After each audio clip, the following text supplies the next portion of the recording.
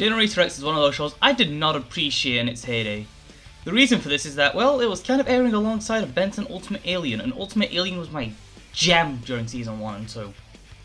But after going back to it as an adult, I can say that I really love this show. I love the darker tone it has, I love the more story-driven approach, and I love the characters. Being made by Man of Action, it has a lot of similarities to the original Ben 10 series, but it also has a lot of improvements. However, one of those points of comparison is the fact that it also got a game. And I'm going to be completely honest with you, this game is shit. Everything from the inconsistencies in the story to the gameplay shows that this game just is not good. So let's get into it and start with that story. The story of this game starts with a regular mission for Rex going to attack a multi-faced evil that was seen in the pilot of the series. However, after that, after he cures the evil, he finds a piece of a blueprint hidden inside a church. After touching it, he loses his builds, and the blueprint is stolen by Breach. Once back at Providence, Dr. Holiday assures him that his builds will come back, she knows somehow, and they discover that more pieces of this blueprint have been stolen, in places such as the Amazon and Tokyo. However, while trying to get the piece in Tokyo, he finds out that Cersei is working with Van Cleis again, and this is where the game loses me, because she spent so long trying to get away from Van Cleis, and she's just working for him again? I know there's a reason later, but it still doesn't work for me. However, Rex is able to get one piece of the blueprint, at the cost of his brother being kidnapped, because he's memorized one of the pieces, meaning that he's the only person who knows who can finish the blueprints. However, Rex then learns about how his brother's being held in Van Cleis' lab, and despite everybody saying, hey, let's get a team together, he screams, no, I'm gonna do this on my own, and immediately loses his piece of the blueprint. So what is the blueprint? It is the blueprint to the Omega-1 nanite, the one that has Rex's blue weapons. Then Van Cleis is able to put it together and turn into this horrific monster. Rex beats it, cures him, Van Cleis gets away at the last minute, and him and Cersei reconnects. He asks Cersei to come back with him to Providence, she says no, and the game's over. So, several things first. Already mentioned it earlier, but Cersei working for Van Cleis again makes no goddamn sense because of everything that happened in the show. Things like Breach's little pocket dimension makes for a nice level, but you'd think she would have learned after last time. And people like Quarry feel like they were just thrown into the game to have some memorable character there. Another issue with the game is just how everybody's written, as it feels slightly off from how they are when this game takes place. They were written like the Season 1 selves, but this game takes place like near the end of Season 2.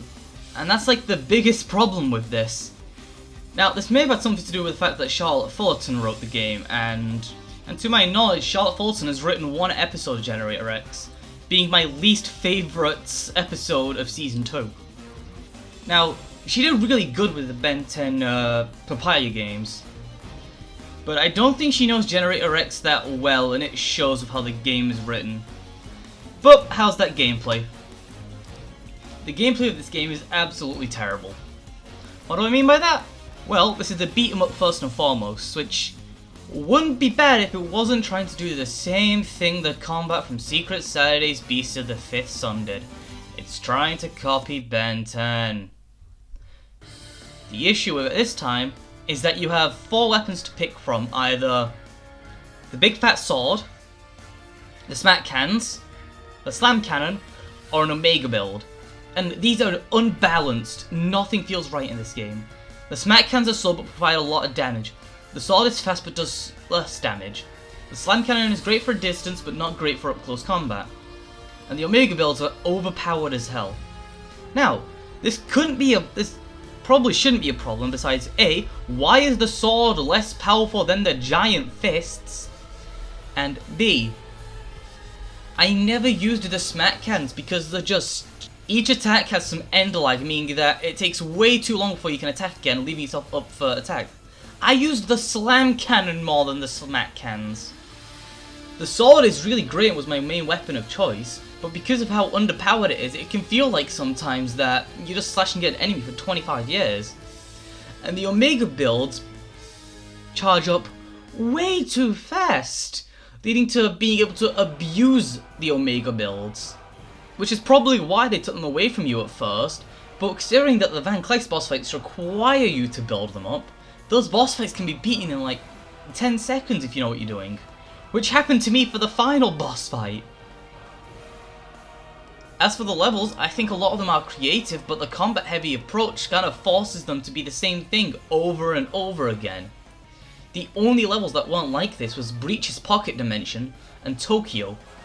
But I can't say Tokyo was all that great because half of it was cutscenes. And despite Rex clearly having full access to his buggy pack, he doesn't fly anywhere outside of cutscenes. Which again, would be fine if a lot of these missions weren't time sensitive.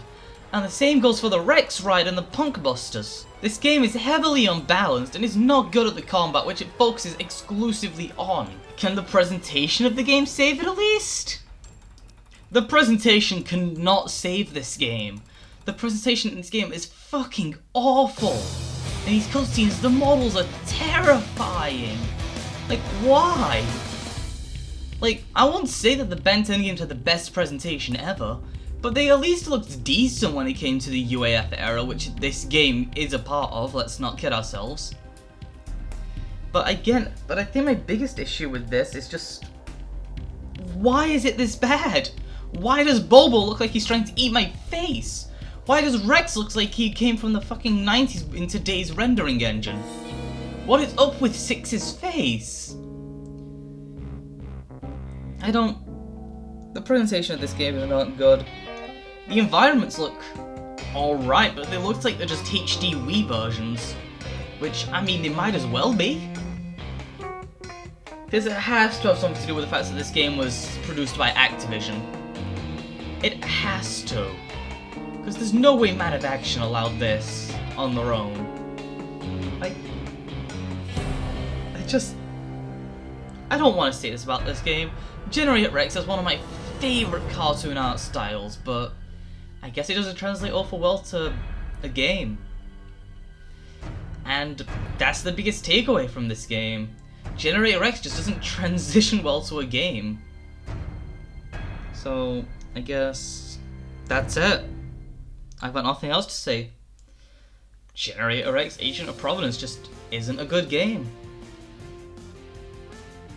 So, I guess join me next time when we get back into the Ben 10 series with Ben 10 Galactic Racing. But until then, take care. Bye.